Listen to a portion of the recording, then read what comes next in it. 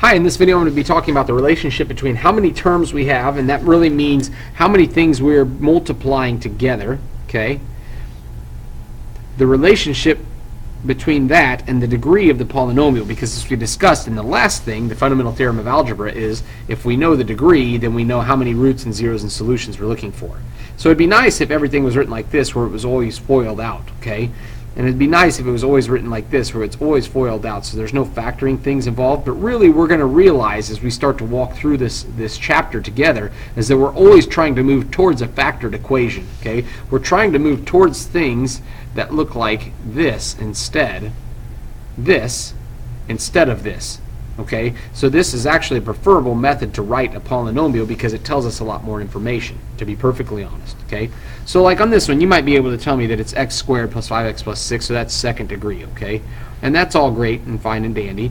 We've done a lot of factoring in our class, so hopefully you can factor that out. And if you think about it like one of our Mad Minute problems, two numbers that add to 5 and multiply to 6, that'd be 2 and 3. So really it factors out to x plus 2, x plus 3. Okay.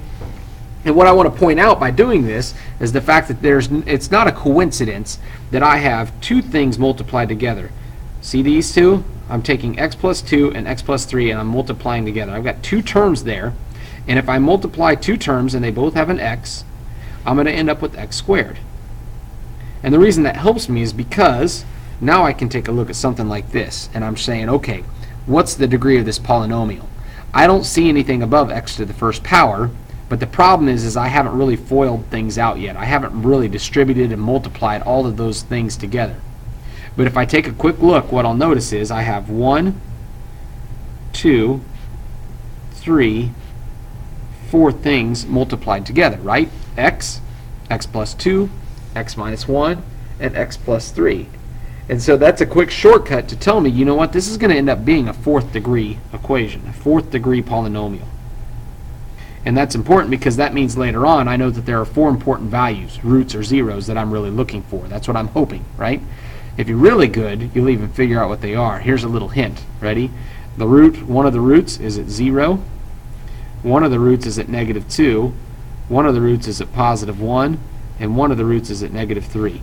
I bet if we went through and we graphed that, you can test it on your graphing calculator if you want.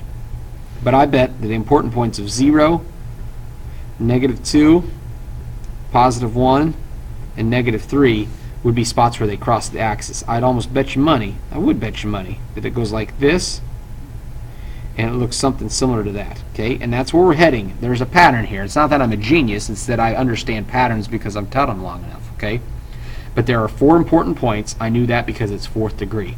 I knew it was fourth degree because there were 1, 2, 3, 4 things multiplied together. That's what I want you to understand for now. You don't need to understand how I got that graph or anything beyond that for now. Okay? So that's one thing we want to be able to do. Sometimes it's not so easy. Look over here. Okay? A lot of people would tell me this is a third degree equation or a second degree equation because you see x squared or you see an x and then you realize that's been cubed. But really, if you want to write this out longhand, you would understand that this means x times x, there's x squared, right? And this means x plus 1 3 times. 1, 2, 3.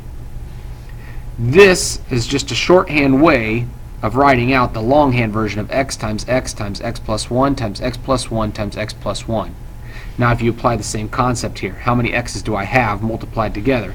I've got 1, 2, 3, 4, 5. I've got 5 times that I'm multiplying a term with an x in it times itself, which means that this is going to be a fifth degree equation. Okay? Now, the interesting thing, so you can see here, 2 of the x's are in this, 3 more x's in here, 5 total. So there's going to be 5 interesting points that I'm looking for. Okay? Now I'm going to lead into this with the next video. Okay? So this is actually starting to hint towards video number 3 in this playlist today. But what's cool is that I know, because there are patterns involved, okay, I just said what's cool. It's cool to me. Okay, I hope you find it interesting too. But one of the cool things about the patterns that we learn is that when I go to graph, that I know that 0 is going to be an important location, because if I take 0 and I square it, that's 0.